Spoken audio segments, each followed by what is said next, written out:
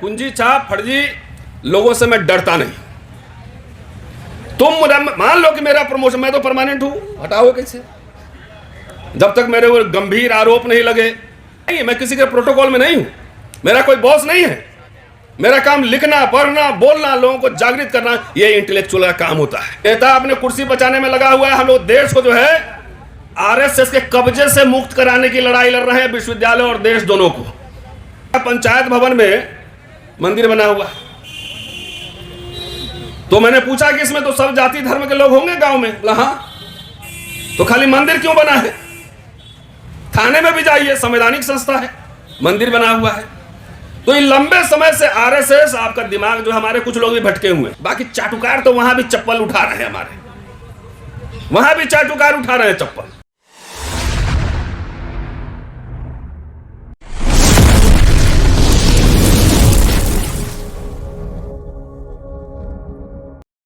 विश्व शब्द से बना है, वर्ल्ड, विश्व, यूनिवर्स। यूनिवर्स का क्या मतलब है?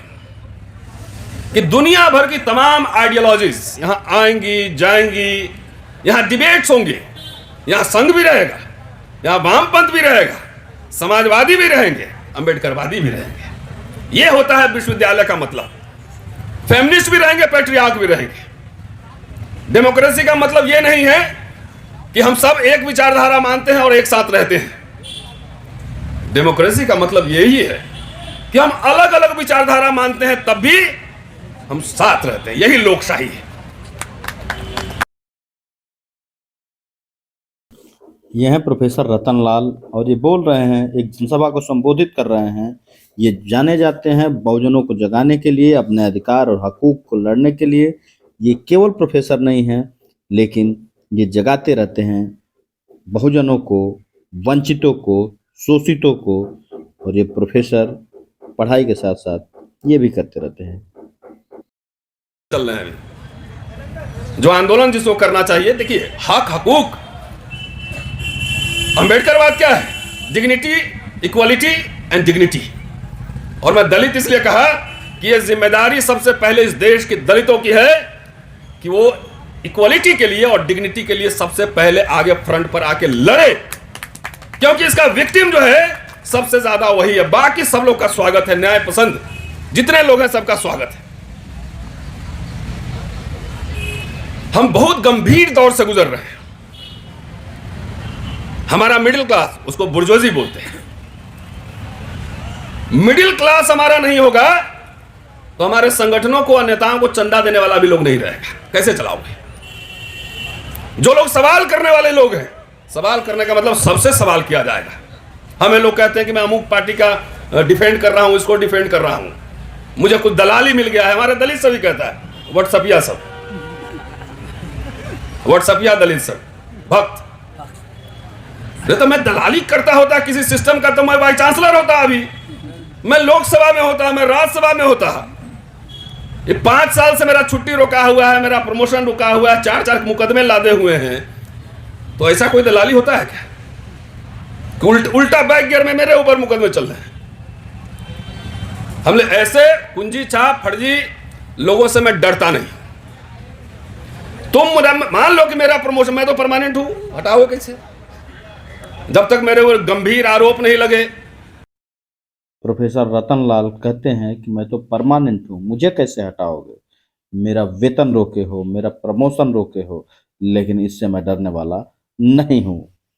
महिला उत्पीड़न 2 बार लगाए तो उसी जगह हरा दिया, आज तक रिपोर्ट नहीं दिया। तो मैं तो नासूर बना हूं।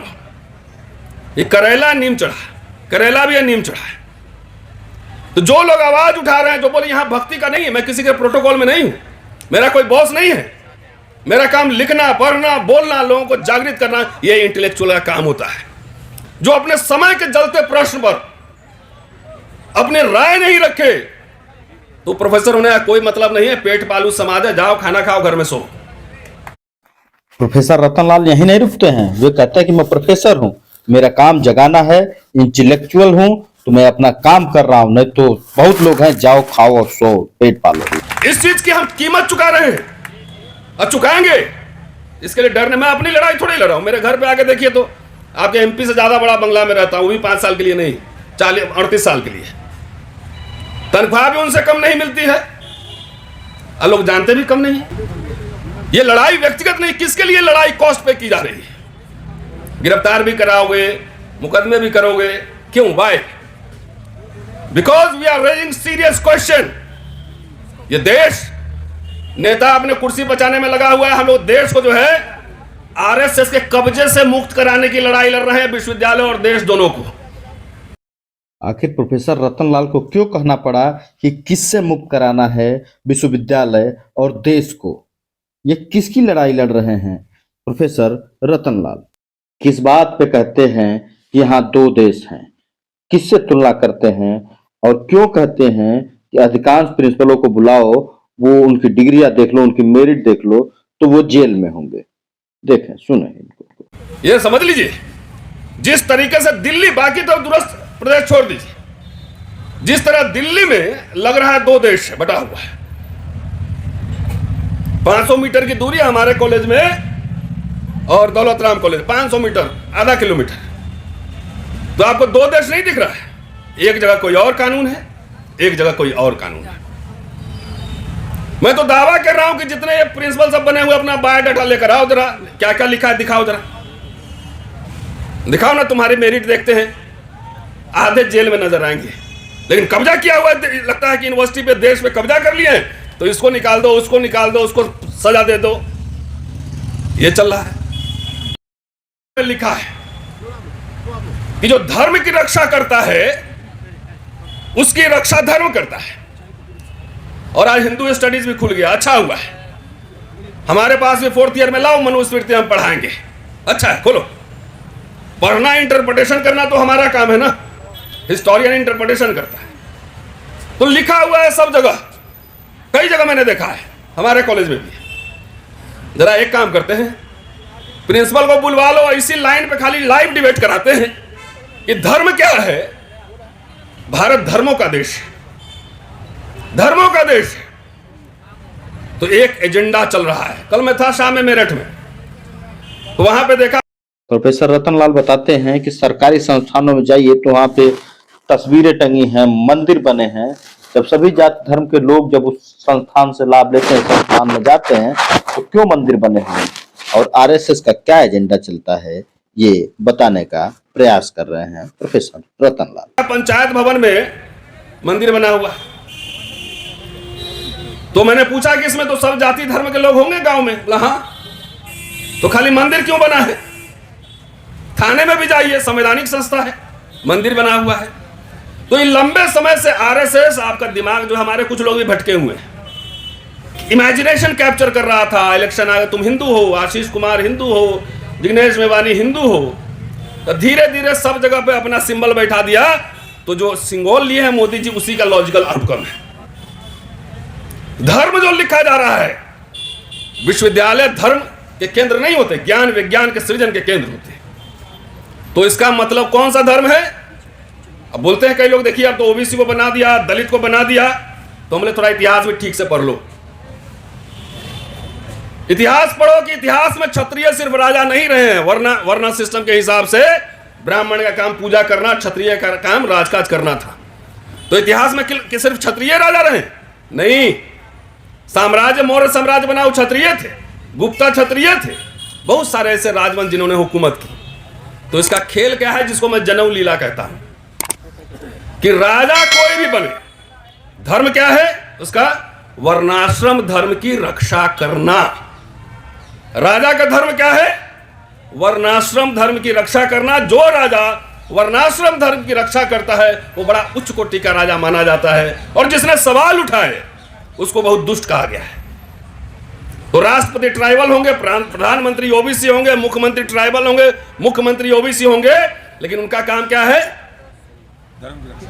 धर्म की रक्षा करना। अधर्म क्या है? वर्णाश्रम धर्म, चतुर्वर्ण व्यवस्था।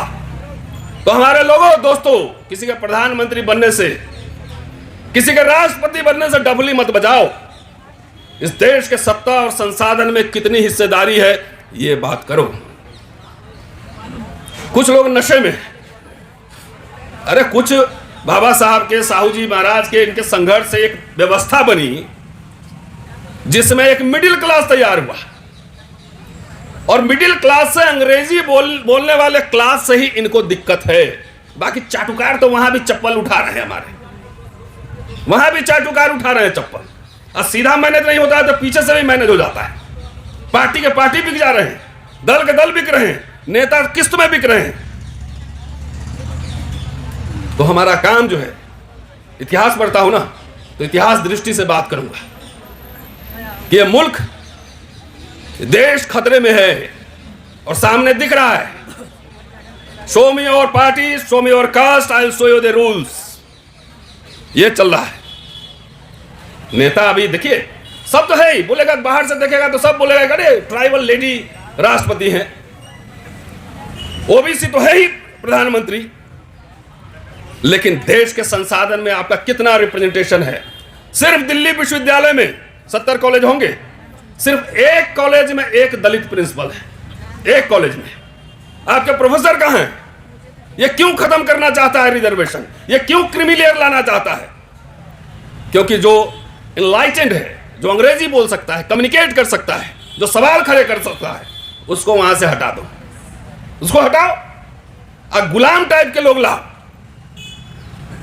कल मैं कह रहे थे लोग मुझे, हमने बाबा साहब एक और काम अच्छा कर देते ना तो ज्यादा बेहतर रहता। वो बोल देते कि भाई अब विधानसभा और लोकसभा में आरक्षण हो गया है, लोकसभा विधानसभा में आरक्षण हो गया है भाई, 130-32 आने आएंगे कि दलितों की अब पार्टी नहीं होनी चाहिए। इन्हीं 131 सांसद के पीठ पर चढ़ो और उसको बोलो कि मुझे देश के संसाधन में हिस्सेदारी चाहिए। बोलो, वैसे अपनी पार्टी ही बना लो तो 272 तो जीत ना पाओगे। काहे अनरियलिस्टिक ड्रीम्स देख रहे हो? जात जात की पार्टी बनाया हुआ है और सब सेटिंग में लगा हुआ है कि हमको बना दो, ये बना दो, हमको इंडिविजुअल सेटिंग में लगा हुआ है। इंडिविजुअल बार्गेन तो हम भी कर सकते हैं, क्या दिक्कत है? कुछ नहीं करना है, धरना पे नहीं आना है, चुप हो जाना है, हो गया, इतना ही करना है। तो इंडिविजुअल बार्गेनिंग तो हो ही सकती, नौकरी मिल ही जाएगी। लेकिन सवाल इस नौकरी का नहीं है, सवाल जस्टिस का और डिग्निटी का भी है। डिग्निटी का सवाल हमारे लिए सबसे महत्वपूर्ण मुद्दा है, क्योंकि हमारे कोर्ट तुम्हें अच्छे नहीं लग रहे हैं।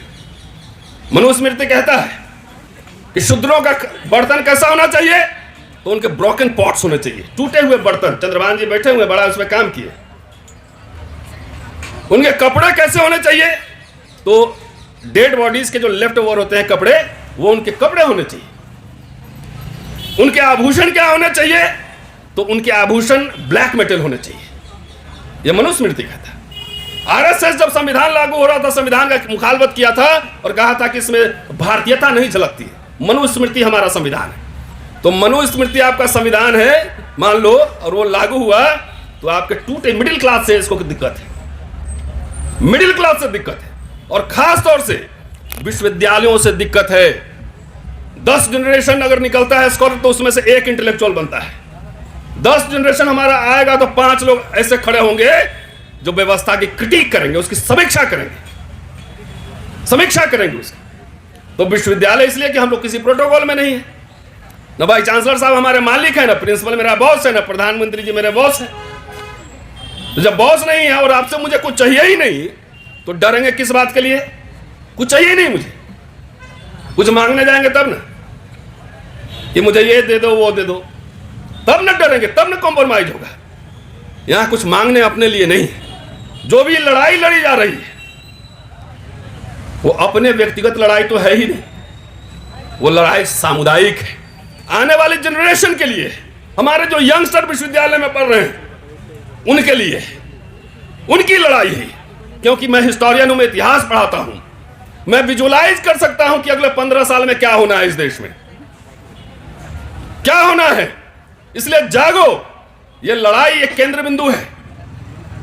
जागो। और लोहिया कहते थे ना कि जब सड़कें जो सुनसान हो जाएंगी तो संसद आवारा हो जाएगा। दलितों ने आंदोलन करना बंद कर दिया है। 2 आंदोलन, एक विश्वविद्यालय का, 2 अप्रैल छोड़ के। कांशीराम जी बड़े बड़े आंदोलन करते थे, उससे सत्ता को जो ना खटखट टन टन दिमाग में लगता है। क्या 2 लाख लोग आया था तो आपसे बात करेगा, आपसे कम्युनिकेट करेगा।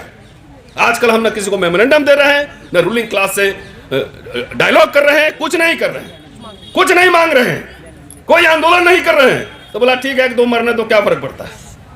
कह रहे हैं कि पूरी सत्ता जब आएगी तो ऐसा है ना, राधा के 9 मन तेल हुई है ना राधा नची है। बाबा साहब ने किस्तों में राइट्स लिए थे, किस्तों में। बोरो कमेटी में वोट मांगा, साइमन कमीशन में उठा के देखे, एक किस्त वहां लिया, कैबिनेट मिशन में वहां एक किस्त लिया। उसके बाद जब देश आजाद हुआ तो कांग्रेस के रिकमेंडेशन से संविधान सभा में गए, और इसलिए गए जाके 1948 का लखनऊ का भाषण, 14 अप्रैल का भाषण लखनऊ का पढ़ो, कि मैं इसलिए आया कि अपने दलित समाज के हितों की सुरक्षा कर सकूं। SC ST समाज के लिए पूरा एक ब्लूप्रिंट तैयार हुआ। स्टेट एंड माइनॉरिटी उन्होंने लिखा कि जिसमें यह कहा कि कुछ सेक्टर जो है पब्लिक यूनिट हम लोग चलाएंगे और जहां जरूरत होगी प्राइवेट सेक्टर को लाएंगे। जवाहरलाल नेहरू ने इंप्लीमेंट किया, पब्लिक सेक्टर यूनिट खड़े हुए कि नहीं हुए? सेल भेल सब हुए, सब 4-4 लाख रुपए अभी सैलरी ले रहा होगा दलित लोग बहुत। लेकिन उनको यह क्या पता था कि आने वाली सरकार, संभावना उन्होंने व्यक्त की थी कि सबको बेच के निजीकरण कर देगा।